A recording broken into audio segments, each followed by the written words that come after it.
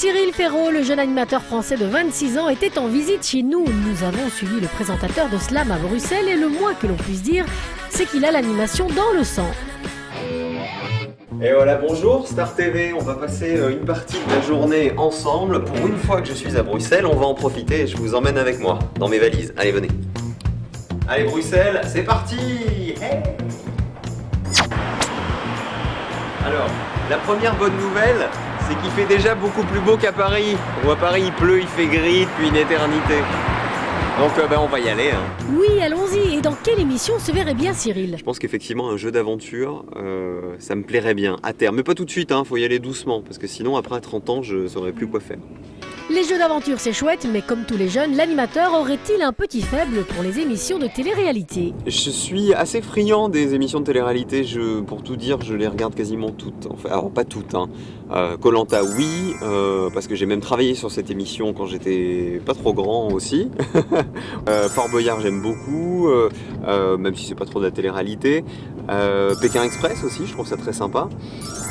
Secret Story c'est très bien fait. Voilà. Là où il faut pas dépasser les bornes, on l'avait fait nous en France avec une émission qui s'appelait Dilemme, où là c'était juste pas possible quoi. Voilà, mettre des jeunes filles torse nu avec des harnais en cuir et les tenir en laisse sous prétexte qu'on fait une soirée costumée. Voilà, moi c'est pas du tout mon délire, aussi bien dans la vie que qu'à la télé. Ok, aujourd'hui pas de tabou d'ailleurs. Qui veut connaître une anecdote embarrassante sur Cyril Ferraud? Pour lancer en fait une émission de slam, la première émission d'été, j'ai voulu jouer avec le public avec un gros ballon de plage. Et en fait on jouait au volley, je leur lancé le ballon, ils me le renvoyaient. Et résultat, ils me l'ont renvoyé trop sur le côté, donc j'ai sauté pour l'attraper sans réfléchir que j'étais sur un praticable avec une marche. Donc comment je me suis réceptionné? Mon pied a glissé sur la marche, il a tapé sur la marche d'en face, je me suis tordu la cheville et je me suis écroulé sur ma cheville. Et en parlant de tomber, les filles doivent tomber comme des mouches, non? Ça aiderait si j'étais célibataire. Dommage, je le suis pas. Non mais en tout cas, je reçois beaucoup de courriers en fait de jeunes filles belges notamment. Je leur fais un gros bisou. J'en ai deux surtout qui s'appellent Alexandra et Pauline, qui me suivent partout sur tous les plateaux, sur internet, qui savent tout de moi. Et puis à toutes les autres qui m'envoient aussi des très gentils courriers. Voilà, ça me touche beaucoup, ça me fait très plaisir. Bonjour, bonjour. Ça c'est le truc qu'il faut jamais faire en fait, il faut jamais approcher sa tête parce qu'on est tout le temps moche. Là normalement je suis moche, voilà. Là normalement c'est un peu mieux. Qu'est-ce qu'on fait, on rentre? Allez on y va. On va manger, j'ai faim, j'ai faim.